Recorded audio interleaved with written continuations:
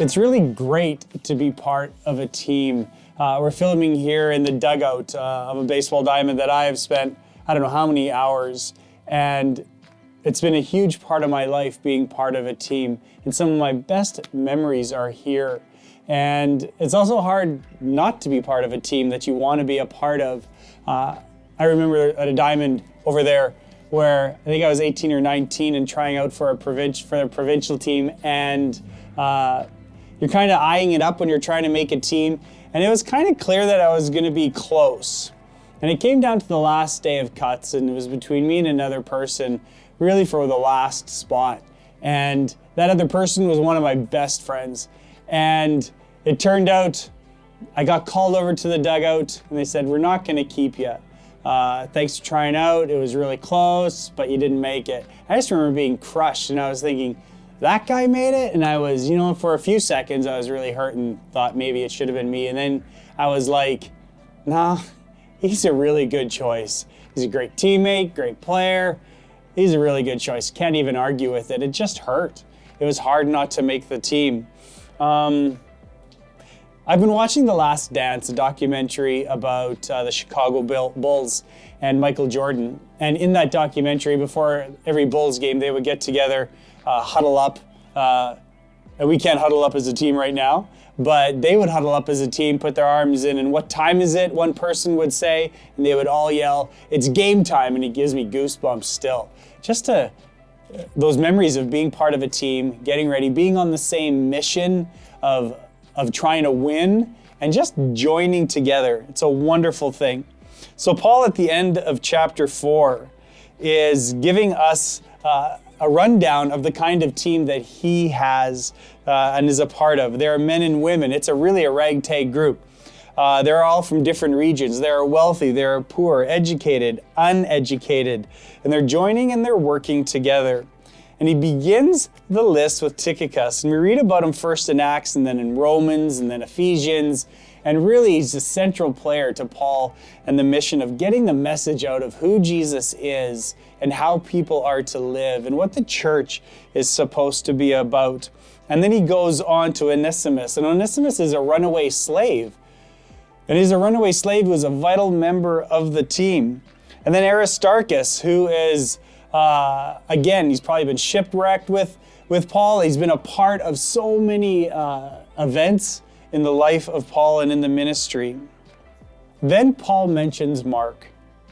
And just like many teams that we've been a part of, there are people on teams sometimes that disappoint us, and sometimes we are the ones who disappoint others, and we don't come through for whatever reason. In earlier letters, it seems like Paul and Mark have had division, they've had arguments, and they actually agreed to go their separate ways. And now we have Paul mentioning Mark again and bringing him back, or we see that he is back on the team. And for whatever reason, they are together again. They have patched things up.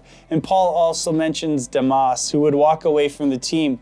And in another book of the Bible, it says that he was lured by the things of the world. He chose that way instead of the way of the team, a different mission. And you can almost see the pain later on in those letters of a loss of a teammate.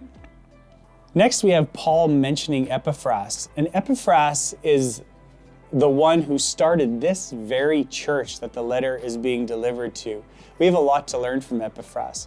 He is separated from the people that he loves and knows very well, and he is praying for them, very intentional in his prayer. Then in verse 14, Paul mentions Luke, the educated and respected doctor. The team and the mission is blessed by the people who have gifts, who have a trade, who have talents. And here you have Luke, who is described as the beloved doctor. And you can just feel the warmth in the words that Paul uses here regarding Luke.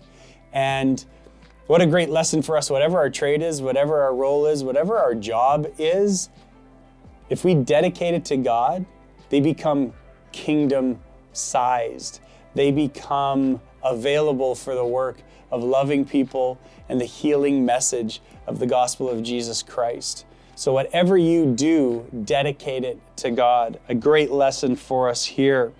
And then Paul finishes off his list by thanking a lady called Nympha for providing space in her home. She is hosting a home church. And throughout the history of the church, it's been blessed by strong business women, strong women leaders, and there is so much for us to learn from these women of faith. I picture our church looking at each other and looking each other in the eye and knowing that they have Jesus in common and the mission of Jesus in common. One purpose, much like that Chicago Bulls huddle. Every follower of Jesus should know that they are on the team, that they are not a bench warmer. Following Jesus is not a spectator sport. You're invited to play. You are needed. You are wanted. And we need your gifts to serve and to love and even to endure. Because no one promised that this was going to be easy. There's a cost to following Jesus. There's a cost to be in community together. But the benefit and the blessing should far outweigh that cost as we come together and work with people who are like-minded, who are diverse, and who are in love with Jesus and in love with others. It's so worth it.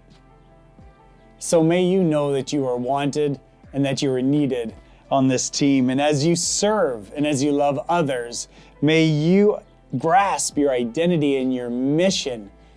What time is it?